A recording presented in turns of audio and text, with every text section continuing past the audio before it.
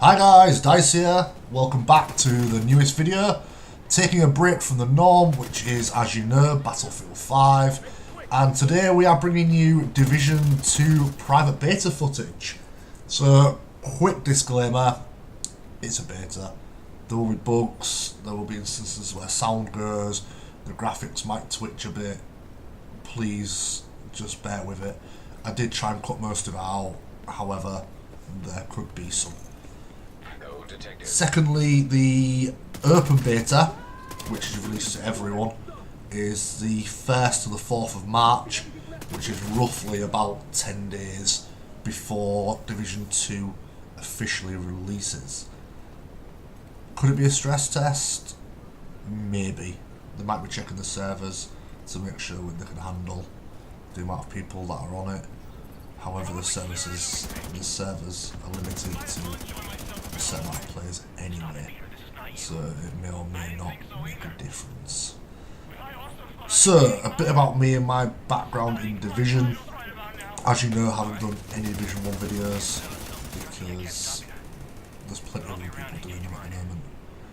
So, I was around for the sticky bomb and shield builds, the Dark Zone, shotguns, Alpha Bridge, Predator Bleed, Nomad, with your pretty much infinite lives. I'm not sure if this will be the same. I hope not. I did stop and start with Division 1 because of the various metas. It got a bit tedious after a while when you go into skirmish or the Dark Zone and you just see the same build over and over and over again. Will this be different? I don't know. At the moment they are having a thing in the Dark Zone where everyone was running Seeker mines just constantly. So that did get a bit annoying. It was a bit tedious when, you know, if you were set up for Seeker mine builds, you just get one shot because it sucks away your armour, and then a couple of shots and you're dead. So that's unfortunate. Looting this one, it is actually fairly easy to come by. You go down most alleys and you find a door like this, you open it up and you find a room a bit like this. So, as you can see there, there's a weapon crate. So, I'm just checking the stats on that when I actually opened it. Then you get your own little, you know, food, water, the usual stuff you find on Division. It used to be electronics and materials, etc. But on this, it's various materials. To be honest, there's quite a lot of them. The food and water you give to the control points.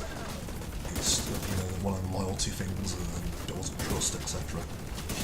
So this part here, as you can see, is part of one of the actual missions. I did try and cut out as much storyline as I could because obviously I don't want to spoil it for anyone who hasn't played it yet. So I just played this a little bit. I wasn't playing very well actually, to be fair. I do die in a minute, and then we do it on the next bit. But it's quite good to show you the graphics, how the gameplay is, how the AL is. It's quite good actually now. They're not bullet sponges anymore. They actually require, you know, you're not just emptying mag after mag after mag into them and then getting swarmed and dying. You know, they're actually quite good shots. They use cover because, I assume, because their health is pretty much on par with yours. So as far as the devs are concerned, they've made them a bit smarter. The friendly characters, the friendly AL sort of thing, what you walk past and you see, you can call them in when you attack control points, which I'll show you a bit later on. And again, they're fairly smart. They will, you know, use cover, they'll attack, they actually take damage and give out damage unlike JTF on Division 1, who were, well, useless. I don't know what they were there for half the time.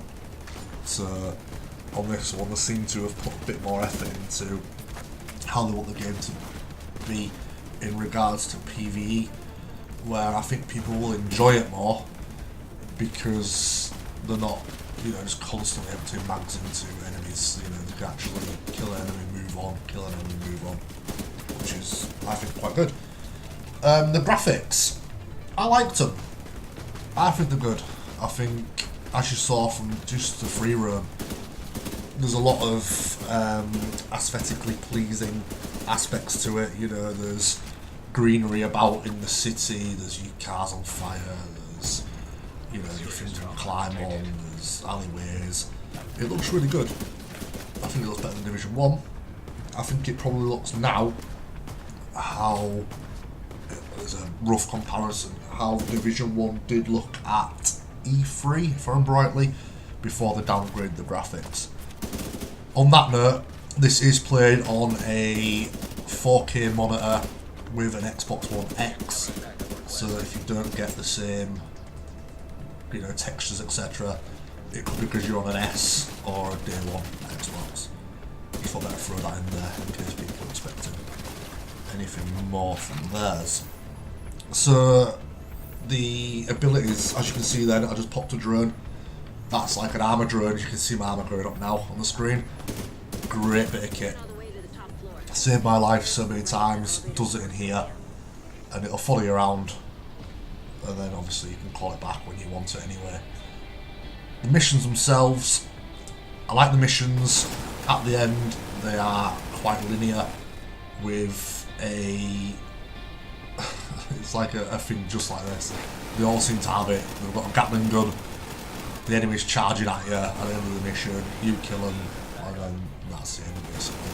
Control points have it, and the two missions, oh no, the second mission didn't, but whenever you find a Gatling gun, you're probably going to get swarmed at the end, and then use it to kill them, basically, as you'll see in a little bit on a control point. So this is us fighting our way out, and then you can see the enemies, you know, they're using cover, they're keeping my head down while the rest of them come up. You know, it's quite clever really. My drone's out again, giving me armour. So my personal thoughts on this, I think the PvE is actually pretty good for Division. I say for Division because in Division 1 I don't think the PvE was great at all. I think it was literally just used to find loot, like they did at Lexington. We used to play it over and over and over again just for the drops. But on this one, it doesn't seem to be like that. So we'll see. I've got high hopes for that side of the PvE, but time will tell. So on to the next bit of the video. This is us taking on a control point. The reason I put this in is just to show you something. So these control points, you call in your friends, which are like civilians around the area, and they will come in and help you, which are you can see them on the screen, they are about somewhere in the green. So these control points are at various places in each, I'll call them sectors. So you play 3, including the White House, and they each have a control point, including the White House that has one down south. I think the rest have 2 each, I believe. So it's a good way of getting gear.